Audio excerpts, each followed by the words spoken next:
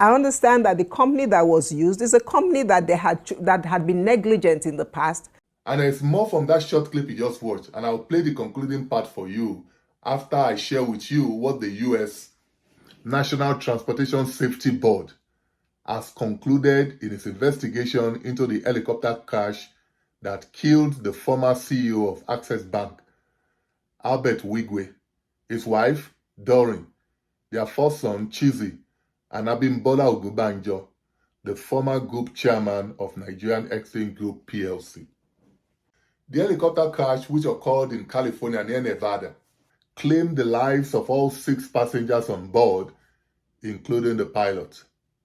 And it's no longer news that his death, which was supposed to unite the family, has literally torn them apart.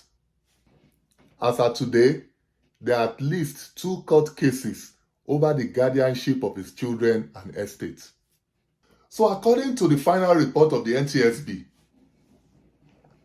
both the pilots of the ill-fated helicopter and the company that owns the helicopter were negligent.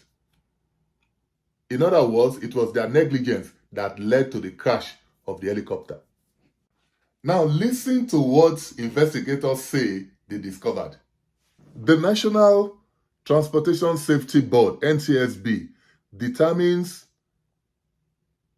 the probable cause of this accident to be the pilot's decision to continue the visual flight rules flight into instrument meteorological conditions, which resulted in the pilot's partial disorientation and loss of control.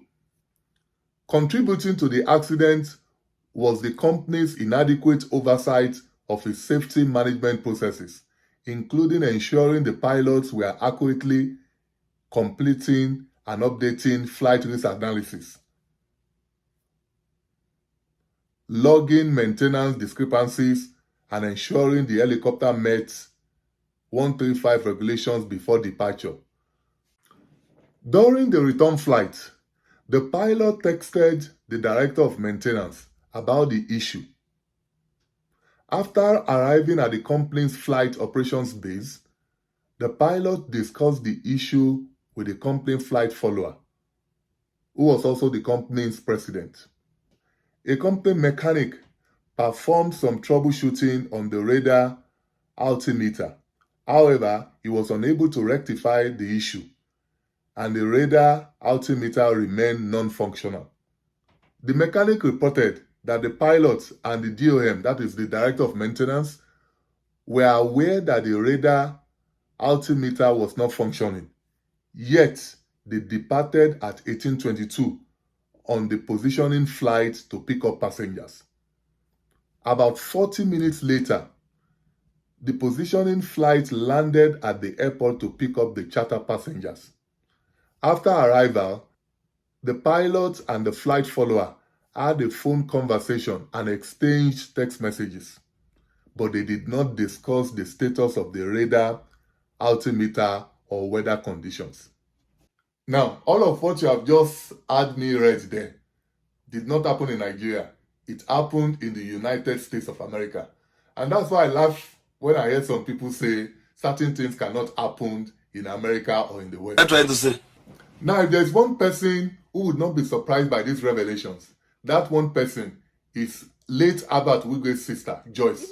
And it begins to make us wonder, because we then cast our mind back. Who in this interview with the CEO of TV360, Deji Bademosi, in other words, sounded the alarm at the time.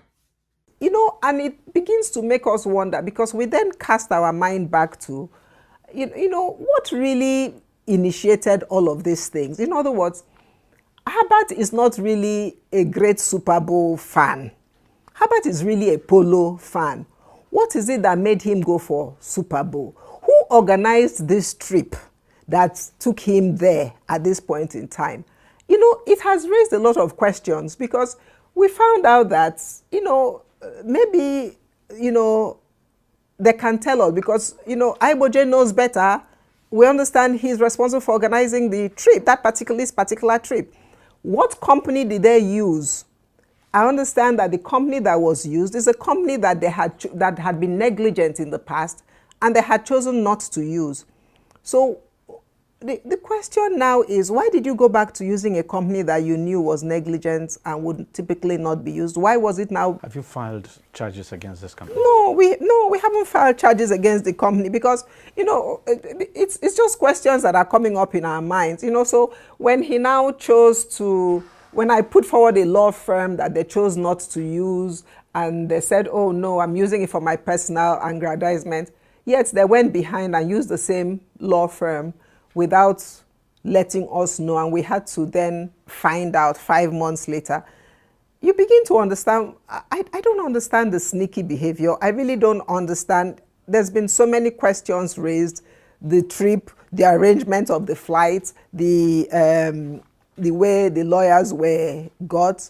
Or they'll tell you Tochi got. I said, but Tochi does not have the experience and the skill to retain law firms, and at the same time use the one that you said I brought that was substandard. What happened? Why did you go back? Why did you go back there behind our back? Apparently they didn't realize it was the same one. They went back. They didn't realize it was the one because I found out that it was the same person I was talking to.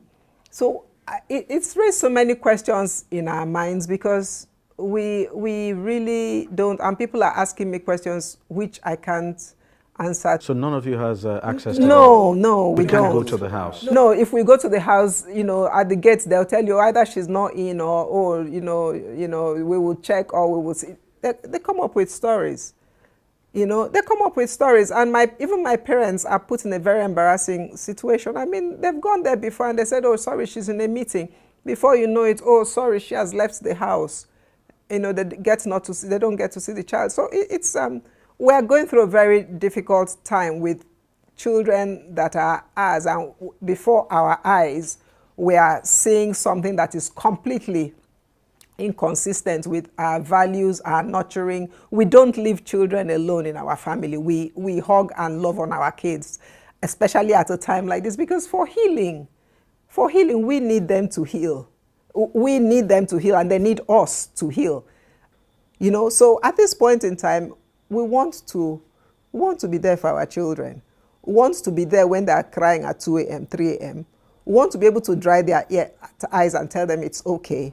That is really what we want, and want to make sure that they become as rounded and mentally stable as much as possible. They see all that's going on the internet. Tell me what that does to them. So, them pushing out the narrative, or Aiboje pushing out the narrative of all of this, is it supposed to help the children? Are you really helping the children? Who are you trying to smear? Are you helping Herbert's children, your friend and your brother? Is that really the best thing to do? His parents he loved most, are you helping them with the sort of narrative you're pushing out in the media, and they all have access to cell phones and they have access to friends? Whose interest is being served in all this? If you say his father wants some interest, are you better placed to hold Herbert's interest, Herbert's monies for Wigwe family than the Wigwes? Why is it you? Why are you the only one that you believe is the only one that should hold Herbert's money and not account to anybody? These children are Wigwes, whether there is money, there is no money. At the end of the day, whether they are good, they are bad, they are our children. So why are you better placed to hold their father's estate than them, or than the family they come from? Quite honestly, I just wonder how the family is supposed to process this new revelation, especially late Herbert Wigwe's children and his sister, who questioned the wisdom behind the choice of this helicopter company. I mean, knowing now that the accident that killed their dad and brother could have been avoided, that surely would hurt even more. That surely could get them angry, very angry, because it was an accident that could have been avoided.